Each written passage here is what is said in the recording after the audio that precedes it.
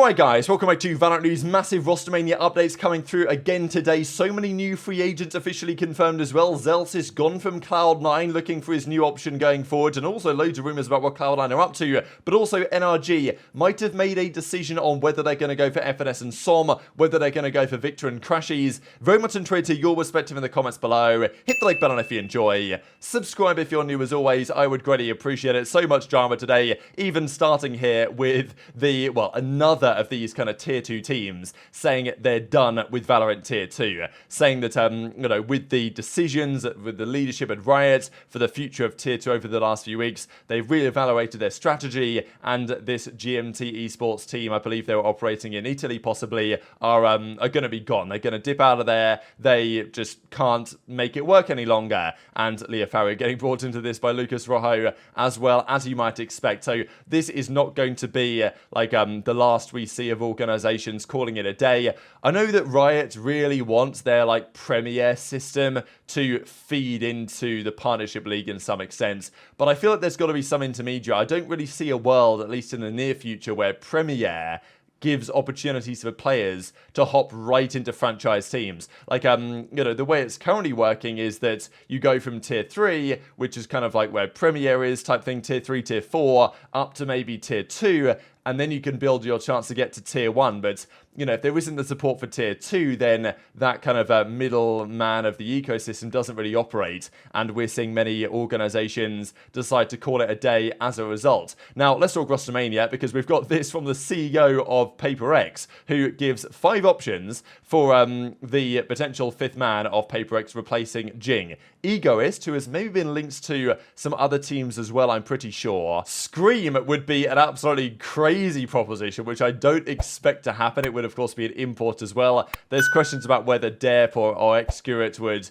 especially fit with the playstyle. I know that Monyet is a player that I think he's in negotiations elsewhere, but he has definitely been linked here and could be a good candidate. So, yeah, that's what PaperX are talking about at the moment. Also, this from Dubstep confirms that Team Secrets have allowed him to explore options. So, so he's a restricted free agent, still has a buyout in play, and we'll see that quite a lot of times. But, yeah, lots of these guys are now, getting dropped effectively from their rosters. Same story with Avova here on Heretic, says that they've allowed him to explore his opportunities. So, it doesn't exactly say whether, usually when they say this, it means they're restricted to some degree. Otherwise, they would say they're completely free and they can get signed for no buyout. Now, no spreadsheet update today from Flynn, but he does give a couple of interesting hints. We'll get back to Cloud9 in a second. He mentions xQc. So xQc is Forsaken's brother. I remember watching xQc in the CS days. Was pretty fun player to watch. Now, if he moves to Valorant, which he is going to, does he fit super well with the playstyle of PaperX? I don't know, but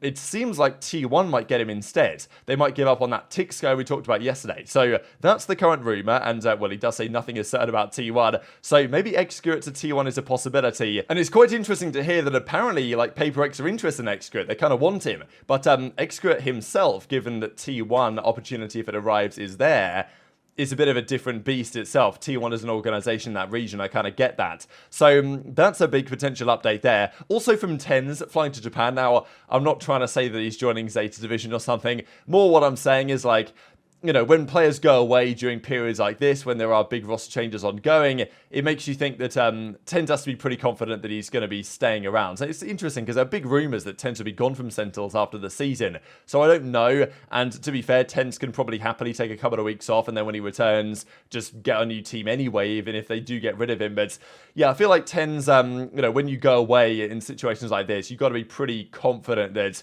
everything on a roster side is probably a little bit set in stone. So hopefully that is the case for TENS, and he doesn't have to be on the phone too much during this next couple of weeks. And we think that that's the case for Sentinels, that they're not making massive changes, probably changing their IGL. That's the current rumour. Now, this is another big one from yesterday. The Guard need a new organisation to bring them into the franchise league. We're not so sure right now whether they need to retain all of their players, whether they need to retain 3 or 5, but Riot have said, look guys, come up with an organization, present them to us, and we will say whether that's good or not and can be accepted as the 11th team.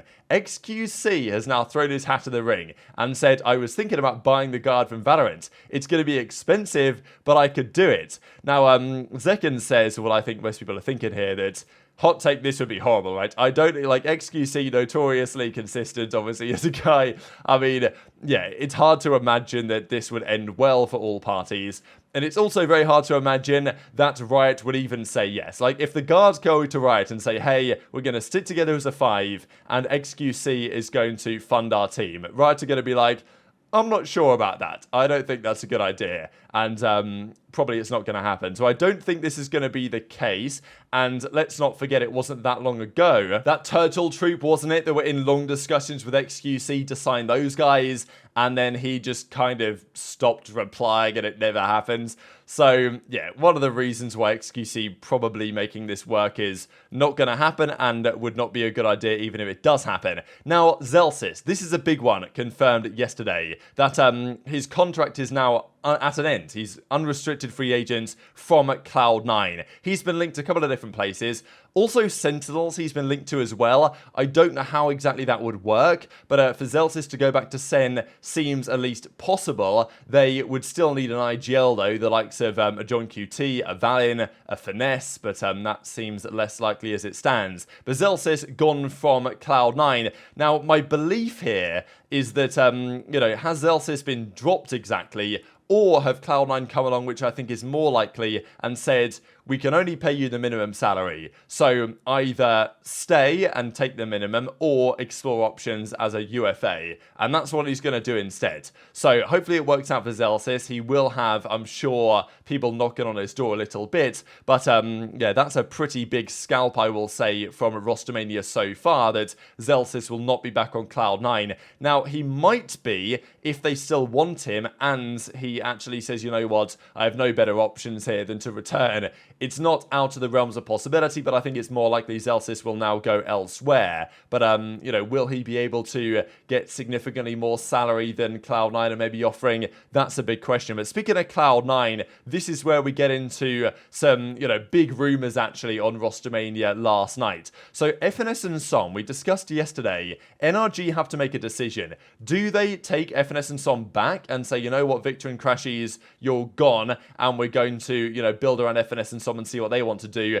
That is one option. The other option is to say, you know what, guys, you know, have your own way. Off you go, and we're going to build around Victor and Crashies again as that part of the Opticore with a new in-game leader. I would have a tough time making that decision between the two duos, as it were.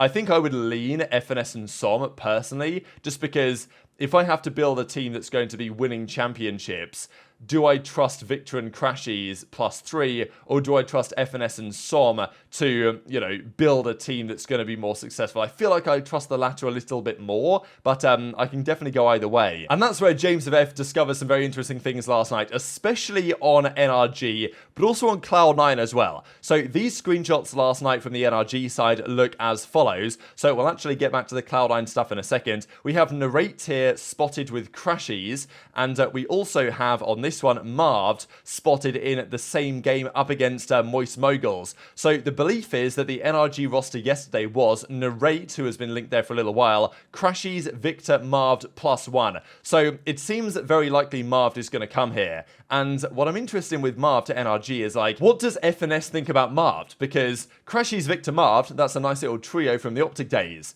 Could maybe they go for FNS, SOM and Marved? Would that work? It's like, maybe the reason why Chet and NRG might be choosing Victor and Crashies over FNS and SOM is because Marved makes more sense with that kind of duo. Then you still need an IGL, though, unless Marv's going to IGL, which is then when the discussions about the likes of Sadak come into play, or, you know, Valin or Gen.G or other names that we have mentioned before. So that's potentially NRG. And, you know, it was just yesterday we were talking about that NRG had to make a decision. And as of last night, they were playing with this Victor Crashies team. So, yeah, unless they now today all of a sudden start playing with a team with FNS and SOM, it seems like they might have made their decision that this is the route that they will go down. Now, the other one is Cloud9, playing with 3 unknown players. Jake, who we think is going to stay for sure with the coach, you know, MCE, and this guy who goes by Cloud9 Waterboy. Now, who is Cloud9 Waterboy? I don't know, but I think we can have a bit of a guess, mainly because there was the link between Oxy, LFT Oxy, formerly of G2, Cloud9 a little while ago. There were rumors that xQc was going to be in conversation, and xQc seems to me like one of the players that MCE, the coach, would really be interested in getting. And if we go to xQc's page here, we will see that he calls himself xG2 Waterboy. So, it's a previous Waterboy for G2's Valorant team. And now we have this mysterious Cloud9 Waterboy playing for them with xQc getting linked. So I would say there's a very good chance that this is xQc, who was playing with Cloud9 yesterday, because just based on these clues, if you guys think those clues are legit or not, let me know in the comment section below. Obviously, there's also been some talk about where Zellsis might go, what's going to happen with G2, because G2 might return to tier 2 if they can potentially sign the guys from the guards. They might just, run it up in tier 1, of course, and if they can actually get in there. Shazam is still there as like a content creator for now, and this guy in the reply says, if Zellsis joins your guys on G2, you might actually be able to win. And then Shazam manages to find that this guy had DM'd him a few months ago and said, please notice me, bro, all this type of stuff. So just completely clowning him, unfortunately. So unlucky to that guy. And just to close out with this, actually, from Bodog, looking as of yesterday, these are his current tier list of interesting roster moves, going from don't know what you're doing, such as Detonation Gaming, unfortunately, bad moves, some under confusing, some under budget and minimal changes, but doesn't necessarily mean they're not cooking up something good, some cooking real good teams at the top here, some good moves, and further down from that. So yeah, pretty much impossible to say what's going on right now, but that's all we understand at the present day. And also just to say, the Breeze changes have now arrived. I know that some people have got their hands on Breeze and said, nah, this sucks, The opinions seem to be very much split on whether Breeze is actually better or worse now with the changes. But Som is pretty clear on what he wants. He wants Lotus gone and Icebox back, which I think a lot of players want Icebox back now. And I wouldn't mind that being the case. I think that there's an argument to say that, Lotus or Breeze, or I think Sunset needs some more time, and Breeze needs some more time to see if the changes are any good or not. But yeah, it feels like only a matter of time, surely, until Icebox finds itself back into the rotation. But hit the like button if you enjoyed, subscribe if you're new, take care, and I'll see you next time.